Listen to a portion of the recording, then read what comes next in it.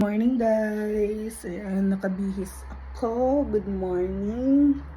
Kasi pupunta ako ng office ngayon. Maghahatid ako ng mga hindi na ginagamit na uniforms.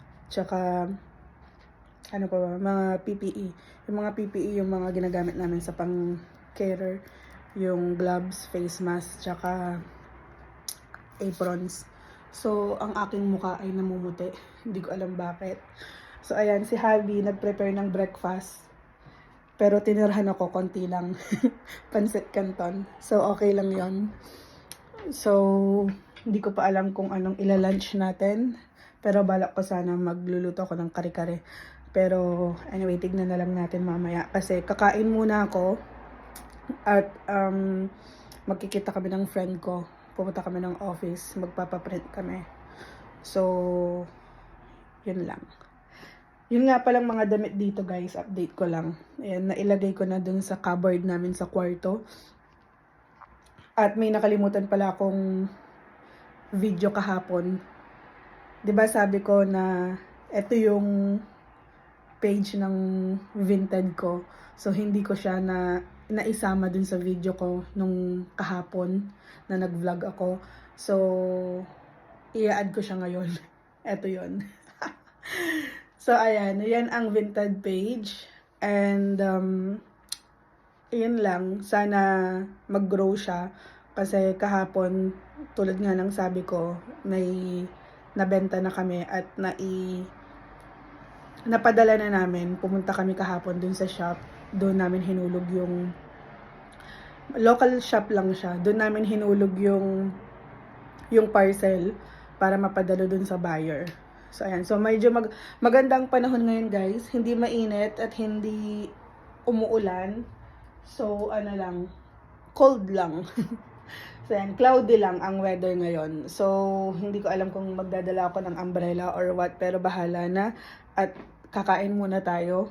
And update ko na lang kayo mamaya, guys, pag lalabas na ako. Kasi, tatanungin ko muna yung friend ko kung nakasakay na siya ng bus. Kasi medyo malayo-layo siya ng biyahe. Ako kasi maglalakad lang ako. So, anyway, mamaya na lang. Bye. So, guys, naka-jacket na ako at nakaupo. Naghihintay. So, yung hinihintay ko, kasama niya yung isa naming friend na may car. So, susundin daw nila ako. So, anyway, what to do? Kanina pa ako nakabihis, 2 hours na. Hanggang ngayon wala pa sila. Kanina pa ako naghihintay. Buti pang nagluto na ako ng lunch. Kasi mag-alas 12 na, wala pa ako naluluto na lunch. So, kung alam ko lang talaga na magtatagal sila, sana nagluto na ako ng lunch. Pero anyway, papunta na din naman daw sila. So, pagbalik ko na lang, din na lang ako magluluto ng lunch. Bye-bye. Hey guys, nasa bahay na ako. Nagulat ako. Nalaglag yung sa kusina. So, eto yung binili ko outside. Bumili ako ng post box. Ayan, mga post box. Ayan siya. Ganyan yung itsura. Kasi para sa mga bumibili sa Vinted. At meron na akong Kasi ang hirap maghanap ng mga plastic. Nagkakalaglagan dito sa namin. So, yan, nag-air fryer na ako ng pork. Ayoko sanang mag-pork Kaya lang, gusto ko ng kare-kare. So, ayun. So, nag-grind na ako ng nuts. Ay, ito yung nuts, Na-grind ko na kanina. Kanina pa ako sa bahay, kaya lang hindi lang ako nakapag-video agad kasi nga, tumawag yung pinsan ko. So, nagchikahan-chikahan pa kami. So, may bok choy na ako dito. So, ang laman lang talaga ng kare-kare namin, bok choy lang. So, kasi hindi ako kumakain ng talong. Tapos yung asawa ko hindi pwedeng sitaw dahil may uric acid siya. So, may gout siya. So, ayun. So, bok choy lang talaga laman ng kare-kare. Konti lang naman lulutuin ko. Sa aming dalawa lang ngayong dinner.